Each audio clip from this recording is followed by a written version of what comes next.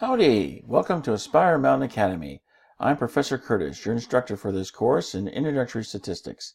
In less than 10 minutes, this video reviews the process for converting between non-standard and standard normal distributions. Let's get started. So, we've gone through in the previous mini lectures a process for converting between standard normal distribution and non-standard normal distributions. The whole idea being that we're looking for some random variable of interest and we want to find a corresponding probability, or we have a probability or a percentile and we want to find the corresponding random variable that provides the boundary for that area under the curve that is the probability that we have. So we can go through this either way. We can start with the probability, which is the same as the area underneath the curve. That is converted to a z-score via the z-score table, and then the z-scores, of course, correspond with the standard normal distribution. We can then use this form of our z-score equation to then convert to this non-standard normal distribution and find the random variable we're interested in. Alternatively, we can go back the other way. We can start with a random variable, convert that random variable to a z-score. So now we've got the standard normal distribution. Then we take that z-score for the z-score table, and then the z-score table then gives us the area under the curve, which is the same as the probability. So we can go either way with this. The thing that I really like about being in the 21st century is that we have software like StatCrunch to do a lot of the heavy lifting for us. So all of this that you see here is actually encapsulated inside StatCrunch. So StatCrunch does all the heavy lifting for us. We won't ever see a z-score coming out when we're using StatCrunch unless we're sticking with the standard normal distribution. We can use the random variables, just plug them directly into the calculator for our non-standard normal distribution, and then we can get out directly the probability that we're looking for. Likewise, we can put in the probability and come out with whatever random variables we need for our non-standard normal distribution. StatCrunch makes this super easy. And so even though I was trained in the old school way of using the z-score table back when I took this course in college, I'm just wishing I had StatCrunch when I was taking it, because I'm totally sold on using that for these types of problems. Of course, you can choose either way you want to go. So if you want to use the z-score table to do the conversions, hey, more power to you. But if you want to join the 21st century, hey, that's fine too. Just use StatCrunch and away you go. Let's look at an example problem to wrap up everything that we've learned so far about non-standard normal distributions. So we're looking at quarters that were manufactured after 1964.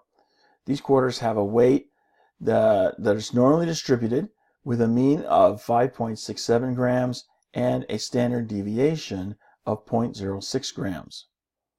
So some of the vending machines that use the quarters are designed so you can adjust the weight of the quarter that's actually being accepted. They actually have this feature inside so that they can weed out the counterfeit coins so that you don't use fake money to purchase something from the vending machine.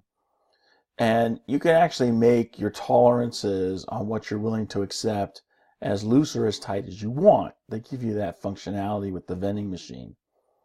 So what we want to find is an actual range of the quarters that are actually rejected by weight. So let's say we adjust the vending machine that we're going to accept quarters with weights between 5.6 and 5.74 grams. So the question we're asked then is, with this in place, what percentage of legal quarters are going to be rejected? So I would think you know how to do this. I hope you know how to do this. Let's find out. So go ahead, pause the video, and feel free to get into StatCrunch or use your z-score table, whichever way you want to go. Solve this problem, and then come back and we'll see how well you did. Okay, let's see how well you did with this. So first thing we're going to do is I'm going to use StatCrunch So here we've got inside StatCrunch, I put in my mean and my standard deviation from the normal distribution of the quarter weights that we see up here. I'm going to select that between option because I'm looking for what's between 5.6 and 5.74. So I can stick that there. I hit compute and out comes my probability of 0.757 from rounding to 3 decimal places. Now, that's not the end of it, because if you'll notice, these bounds here, what's between those bounds, that's the quarters that get accepted. We're asked for the percentage of quarters that are rejected. So I have to take the complement of that probability that I found in StatCrunch. I have to subtract it from 1 to get the percentage that's actually rejected. So we're looking at 0.243. That's our probability. So we're looking at about a quarter of the quarters that are legal actually are being rejected by our vending machine. That seems a little high to me. Is it too high?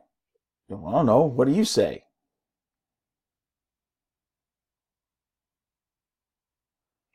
Well, yeah, it is pretty high. And if we use that 5% threshold to judge what's high or low, 24% is quite a bit higher than 5%, not even in the same neighborhood. So yeah, we're going to say that that percentage is too high. So we need to make some adjustments to our vending machine. If we make adjustments to our vending machine to accept all legal quarters except those in the top 2.5% and the bottom 2.5%, what now are the new limits of the weights that are accepted? Go ahead and pause the video, work this problem, come back, and then we'll see how well you did. Okay, let's see how you did with this. So here in StatCrunch, notice I have the between option selected. So I'm calculating the area in between, and I've got the 2.5% on the bottom, 2.5% on the top. That means the area that's in between is 95% because there's 5% in the tails, 2.5 here, 2.5 here. So 95% in the middle. That's what I'm going to put here because I'm calculating the area in between with that between option. And then I can get those same bounds for my tails. Here, when I hit compute, I just get 5.55 and 5.79 if I'm rounding to 2 decimal places. So if I reject the bottom 2.5 and the top 2.5, that means I'm going to accept the middle 95%. And then those random variables are the bounds for that area of the 95% that's in the middle of the curve. So these are the new limits that I'm going to put inside the vending machine of the weights of the quarters that we're going to accept. And that brings us to the end of this mini lecture. I hope you found it helpful. You can find more mini lectures for this and other courses at AspireMountainAcademy.com.